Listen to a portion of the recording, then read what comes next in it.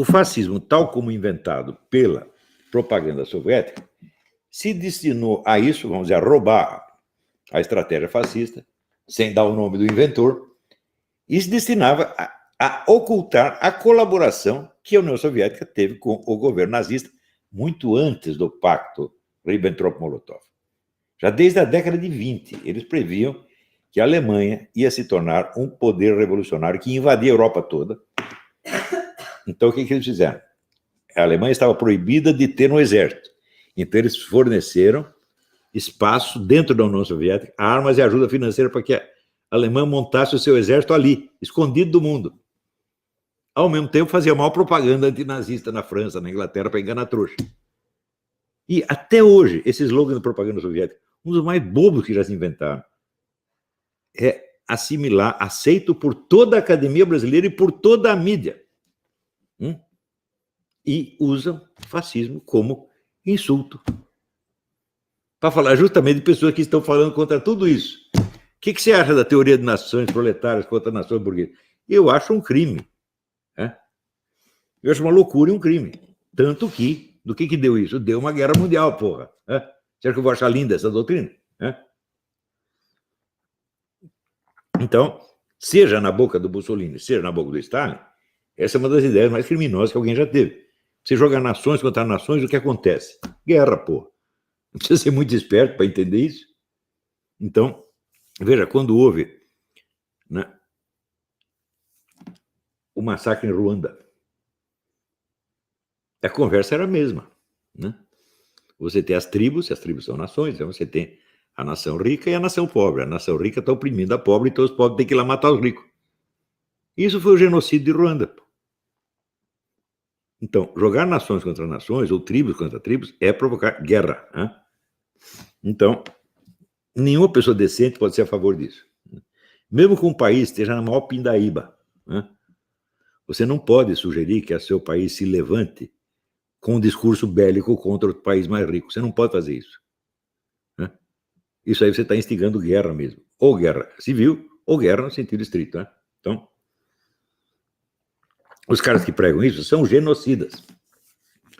E o camarada que usa fascismo como rótulo de direitismo, ele está facilitando o trabalho do genocídio, meu Deus do céu. Só que não sabe. Mas acontece que os jornalistas brasileiros são como o Johnny English, né? Personagem do Rowan Atkinson. Né? Ele não sabe o que é o medo, ele não sabe o que é o perigo, ele não sabe nada. Os caras são assim. Eu desafio qualquer chefe de redação a discutir qualquer desses assuntos comigo. Todos os intelectuais e professores de esquerda que vieram discutir comigo saíram de quatro chamando mamãe. Paulo Café, Leandro Conder, Carlos Delcio Coutinho, aquele pessoal do tempo do imbecil coletivo, saiu todo mundo rastejando, né? Chamando mamãe, pedindo chupeta, porra. Por quê? Porque não sabem nada. Não são intelectuais, não são professores, são vigaristas. São farsantes. Eles têm a pose apenas. Baseado no quê? No apoio do grupo. Então, hoje mesmo eu escrevi: o vigor intelectual de um país depende de que a liderança intelectual esteja na mão dos melhores e mais capacitados. Não de grupos de incapazes que se apoiam uns aos outros. E que se reúnem para falar mal do melhor.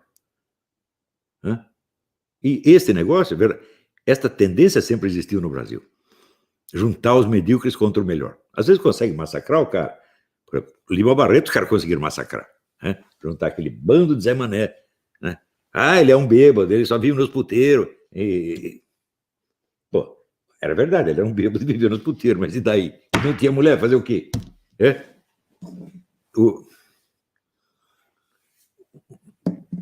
O João do Rio, que era um escritor excelente, né? Ele é viado, eu vi ele entrando no motel com o homem. É verdade, ele fez isso, mas ele não está pedindo para eu comer, ele está pedindo para eu ler o livro dele, porra. Então, era assim, a massa dos medíocres juntava para danar a reputação dos melhores. Isso sempre aconteceu. Né? Aconteceu com o Zé Guilherme Melchior. Os caras criticavam o Zé Guilherme Melchior de citar muitas fontes. Ora, mas isso não é obrigação número 1 do scholar, do erudito? Citar todas as suas fontes? Só que os caras não sabem. Eles usavam a expressão terrorismo. É terrorismo da erudição. Terrorismo porque aterroriza você. Mas nenhum estudante europeu jamais achou que citar fontes é terrorismo. Citar fontes é obrigação, é a pesquisa, meu Deus do céu.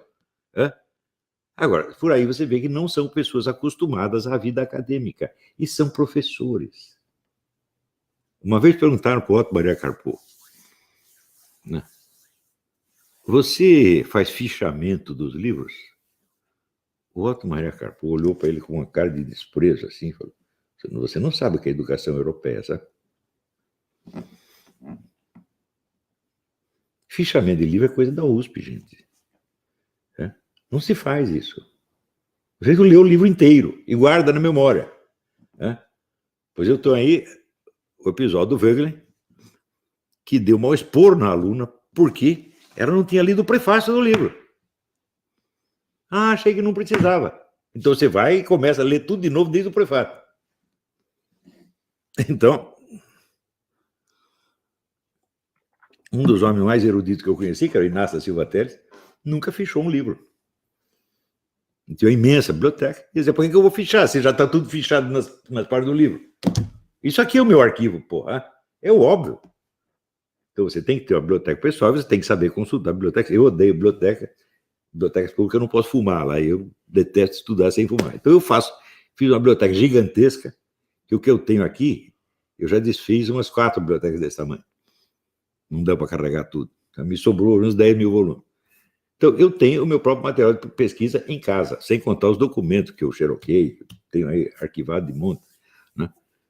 E é isso que eu estudo. Agora eu vou ficar fichando o livro. Né? Fichar um livro para guardar na memória. Eu digo, meu Deus do céu, mas quando você lê um livro com verdadeiro interesse, você não guarda na memória? Né? Tem livro que você lê e esquece na hora. Não é isso? O livro do Leonardo Boff, eu desafio todo mundo. Né? Leonardo Boff, autor de grande sucesso, desafio todos esses caras. Me cite o título de um livro do Leonardo Boff.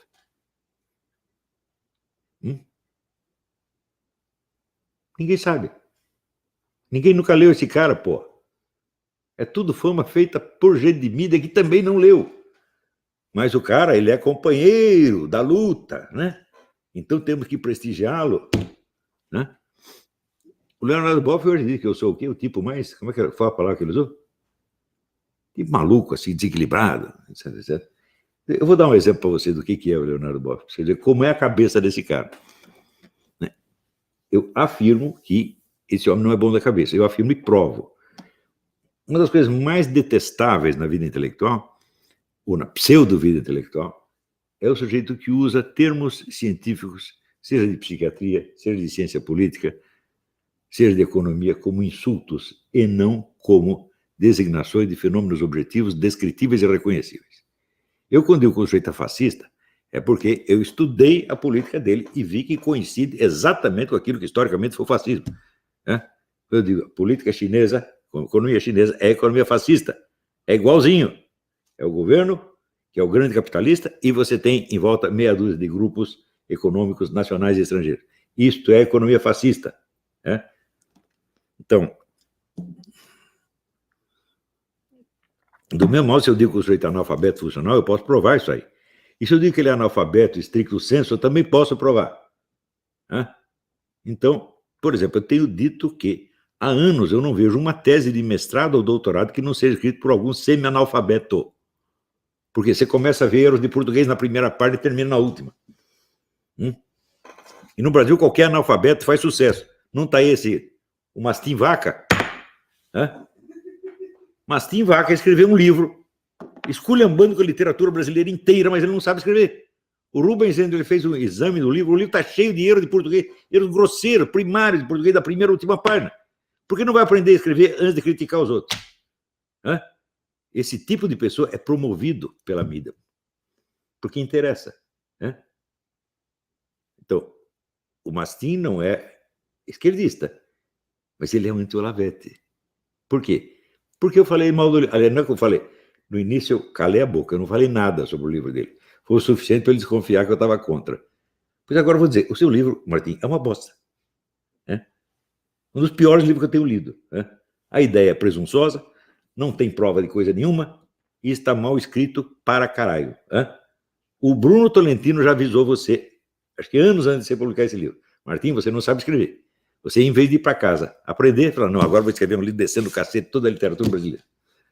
Machado de Assis perto de você é um lixo. O que há?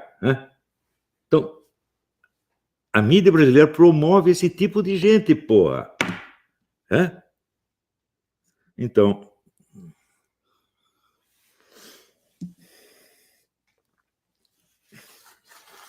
com base nisso, nós temos que perguntar onde começou isso aí. Deu muito bem. Começou da seguinte maneira: quando o Partido Comunista começou a adotar a estratégia do Antônio Gramsci, que é a da ocupação de espaço e revolução cultural, ele dirigiu todo o esforço da intelectualidade para formar o quê? O intelectual coletivo. O intelectual coletivo é o próprio partido. Ninguém ali pensa, só o partido pensa. Então, a atividade intelectual consiste em você ser a voz do partido. E a voz do partido, evidentemente, é uma só para todos. Então, uniformizou tudo. Então, aí quem podia subir na vida intelectual? Só os mais medíocres que repetiam o discurso coletivo, porque não tinha nenhum discurso pessoal. Daí eles começam a jogar fora os homens de verdadeiro talento, e isso acaba com a vida intelectual no país. Acabou, gente.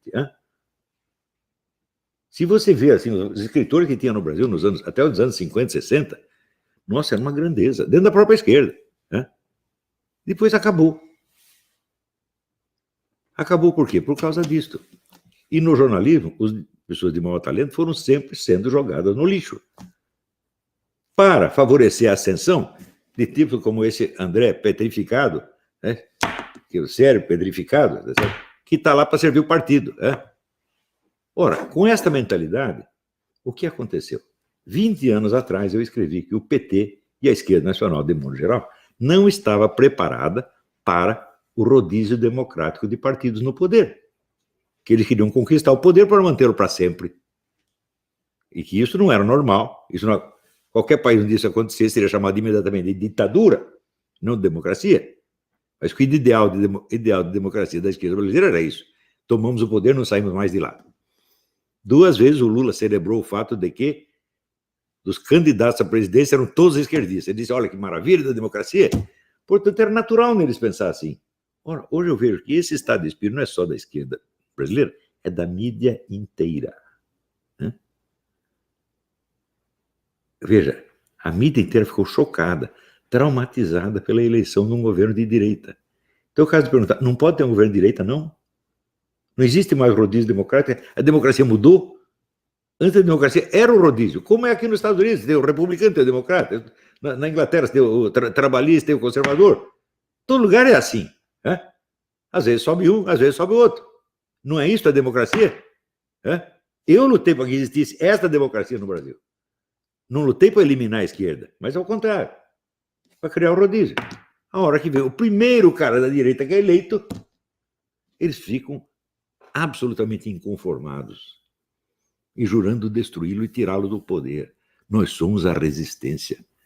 Olha, usa a palavra resistência por quê? Porque isso ecoa a resistência francesa contra o invasor nazista.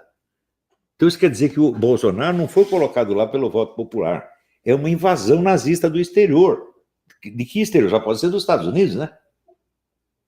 Então, é a CIA, é o FBI que invadiu aqui.